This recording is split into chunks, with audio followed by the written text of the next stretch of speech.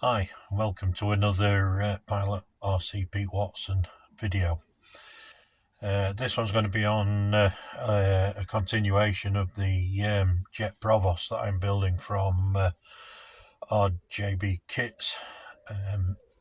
I've progressed a little bit further since the last time I put the video on, so I thought I'd just share with you a little bit of the progression. Okay, as you can see now, I've got the thrust tubes and inlets completed. I followed the RBC kit's suggestion of using paper. It's not white paper, it's very stiff cardboard. Seems to be okay. What I didn't do though is run it all the way up to the EDF unit. What I've used to the EDF unit, so through these two walls here and up to the unit, I've used a thin tubing, plastic, or created from a plastic sheet, some tubing. So everything's completed now regarding the intake. I've got the ESC in, motor connected, and I have run the motor also, so I know it's all in the right direction. But basically this is where the wing will sit, so it doesn't really matter if I need to change those, but anyway, it's running in the right direction.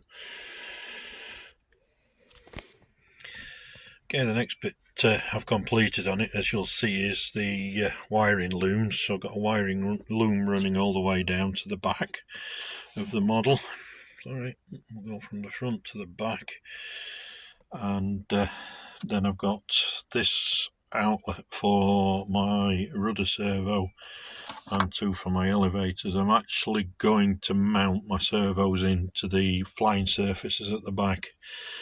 The kit's designed to use snakes, but I'm not too keen on the idea of snakes, so I'm going with direct and out onto the onto the flying surface themselves with a servo. There's a little bit of extra weight at the back end, but I think it's worth it rather than not running the risk. But I've just got this concern about the snakes and push rods going down, so that's the wiring loom for the back end servos. The other wiring loom you can see here is going underneath and onto the wing outlet, which is there, and that's for the flaps and ailerons in the wing.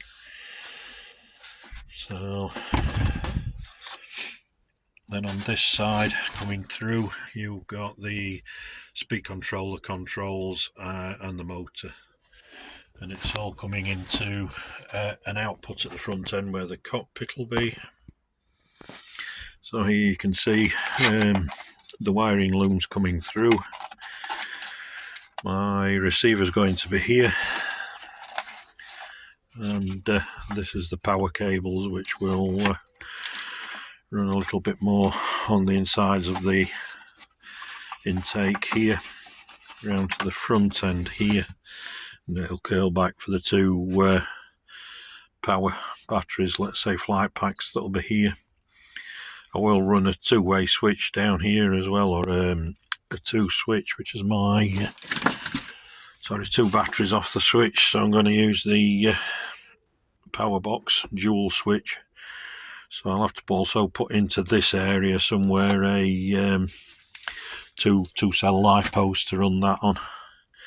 So but I think there's plenty of room here, and as you can see, I've already started some sheeting, but I'm going to stop now with the sheeting, and I'm going to fit the two vacuum formed, let me say, inlet tubes, and then I can sheet around it.